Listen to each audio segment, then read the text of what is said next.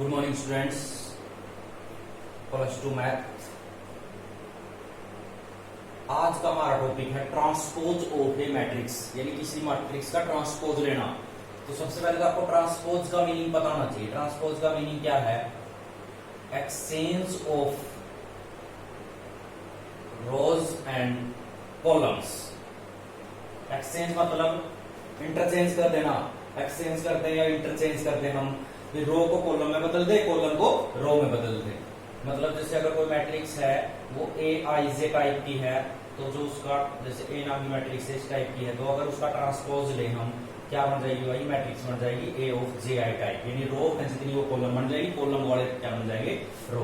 एक general example से लेते हैं। यहाँ पे जैसे मैंने कहा ए मैट्रिक्स है 5 3 1 2 5 6 1 3 0।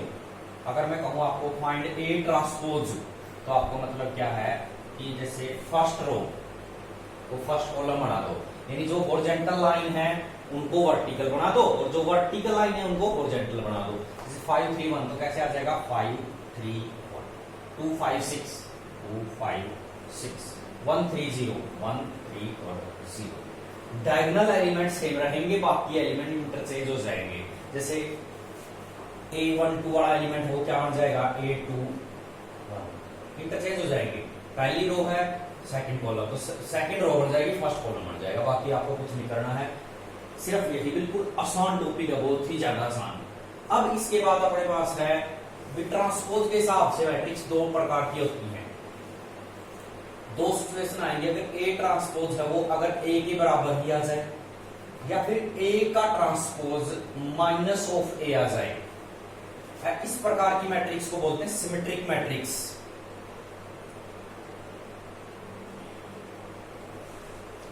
और इस टाइप की मैट्रिक्स को बोला जाता है स्क्यू सिमेट्रिक मैट्रिक्स। यानी किसी मैट्रिक्स का ट्रांसपोज उसी मैट्रिक्स के बराबर आ जाए तो सिमेट्रिक, और किसी मैट्रिक्स का ट्रांसपोज उसका नेगेटिव आ जाए तो वो क्या बोली जाती है? Skew symmetric matrix. इस टाइप का पूछ लेता भी चाहे वेदर दिस इज सिमेट्रिक और स्क्यू सिमेट्रिक, तो हम एग्जांपल के थ्रू इसको करते हैं।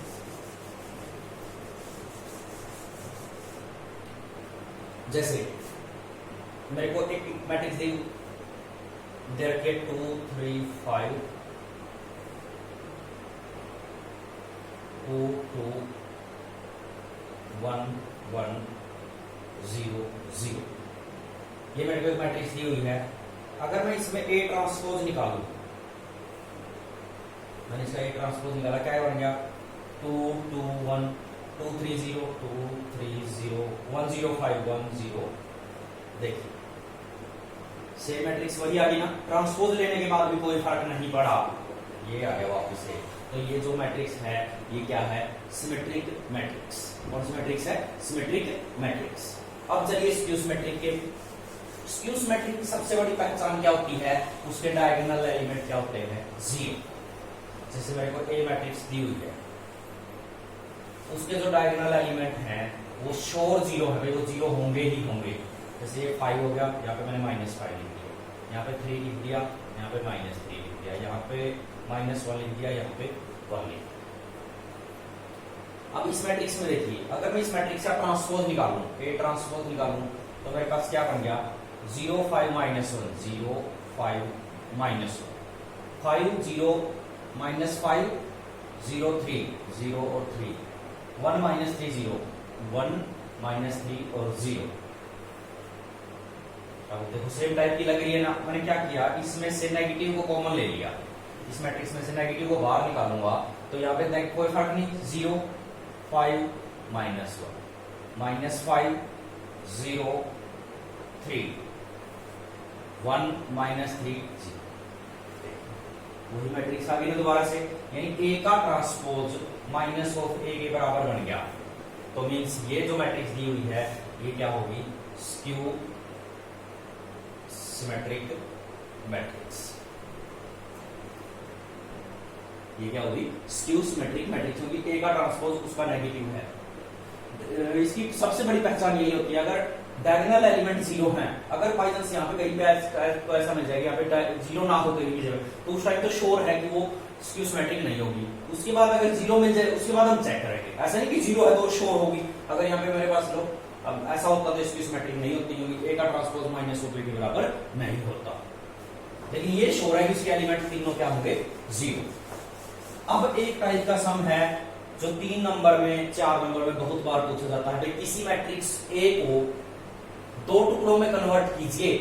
इस मैट्रिक्स के 2 टुकड़े बनाने हैं, जिसमें से एक टुकड़ा तो क्या हो, सिमेट्रिक, और एक क्या हो, सिमेट्रिक, स्क्यू सिमेट्रिक। तो मैंने इसको क्या किया, अगर मैं इसको इस प्रकार से लिख दूं कोई फर्क पड़ेगा?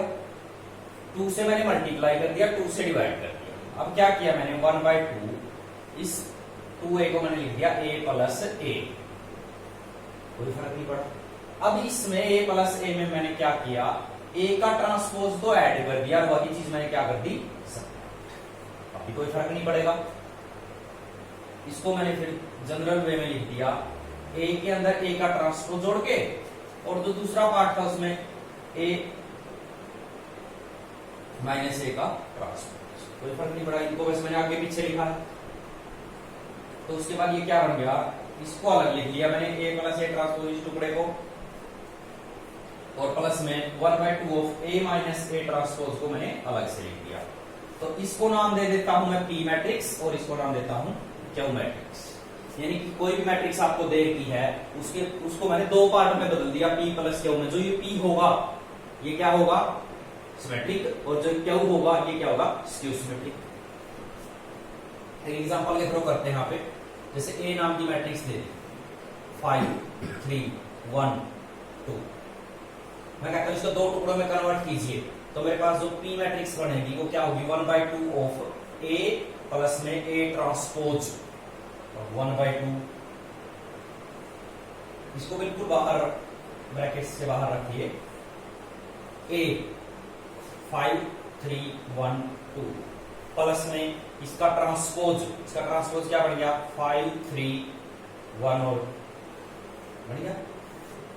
अब दोनों को ऐड करके आधा कर दीजिए, दोनों का एडिशन 5 और 5 10, 3 और 1 4, 3 और 1 4, 2 और 2 4। अब इसको क्या करना है, हाफ, आधे से डिवाइड तो पूरे से हो जाएगा 5 2 2 और अगर मैं इसका ट्रांसपोज लूं, देखो p नाम की मैट्रिक्स बनी मेरे पास, इसका अगर मैं ट्रांसपोज लूं यही आएगी श्योर। अगर यहाँ पे क्या होती, मेरे को स्क्यू सिमेट्रिक बनाना होता तो क्या कैसे निकालते हैं हम, यहाँ पे क्या जाता नेगेटिव, यहाँ पे क्या आ जाता नेगेटिव, तो ये इसमें बदल जाता, क्या बन जाता, 5 में से 5 गया 0, 3 में से 1 गया 2, 1 में से 3 गया -2, यहाँ पे क्या आ गया 0। अब इसका मैं हाफ करते तो क्या बन गया 0 1 -1। और देखो अगर मैं इसका ट्रांसपोज लो क्या नाम की मैट्रिक्स का, तो इसका नेगेटिव आता है, देखो दोनों एलिमेंट 0 और इसका नेगेटिव यहाँ पे है, तो यानी रो को इंटरचेंज करने पर, रो कॉलम को इंटरचेंज करने पर मेरे पास क्या बन गया नेगेटिव। अब ट्रांसपोज की कुछ प्रॉपर्टीज के बारे में हम पढ़ेंगे। 4 प्रॉपर्टी होती हैं ट्रांसपोज की, मैं आपको एक्सप्लेन करूंगा। अगर किसी मैट्रिक्स का ट्रांसपोज और उसका भी ट्रांसपोज निकाल दे तो वापिस से क्या आ जाती है, वही मैट्रिक्स। मतलब ए ट्रांसपोज, मतलब रो को कॉलम इंटरचेंज कर दिया, कॉलम को रो में, उसको एक बार रो कर दिया, वापिस से क्या आ जाएगा वही, कोई फर्क नहीं पड़ेगा। दूसरा, अगर हम a प्लस b का ट्रांसपोज निकालें, मतलब 2 मैट्रिक्स को ऐड करके उनका ट्रांसपोज निकालें, या ट्रांसपोज निकाल के ऐड कर दे, तब भी कोई फर्क नहीं पड़ेगा। यहाँ पे अगर नेगेटिव होता तब भी होगा। तीसरी प्रॉपर्टी क्या है, अगर किसी कांस्टेंट से मल्टीप्लाई करके a को उसका पूरे का ट्रांसपोज निकाले तो क्या हो जाता है, यानी कांस्टेंट के ऊपर ट्रांसपोज का इफेक्ट नहीं होता, ट्रांसपोज कोई फर्क नहीं डालेगा। लेकिन फोर्थ इंपॉर्टेंट प्रॉपर्टी है, बच्चे इसमें बहुत कंफ्यूज होते हैं, ए बी का ट्रांसपोज अगर निकालना है तो क्या होगा, बी का ट्रांसपोज ए का ट्रांसपोज, बी पहले आ जाएगी क्योंकि interchange of row and column हो गए ना। यहाँ पे प्लस में तो कोई इंटरचेंज, इसका अलग है इसका अलग अस्तित्व है, लेकिन इनमें दोनों वर्क कर रहे हैं, ए बी एग्जिस्ट कर रहा है, तो वहां पे रो कॉलम इंटरचेंज हो गए, तो ए बी की बजाय क्या बन जाएगा बी ए।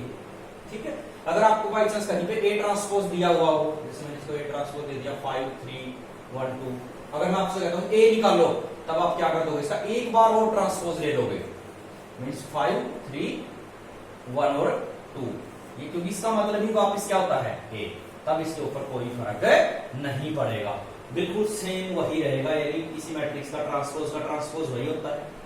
ऐड करके ट्रांसपोज ले ले या ट्रांसपोज करके ऐड कर दे, कोई फर्क नहीं पड़ता।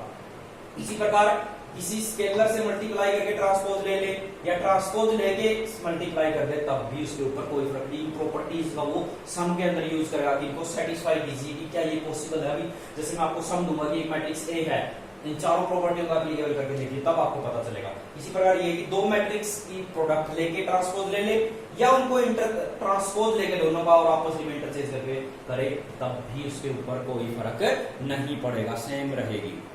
Thank you.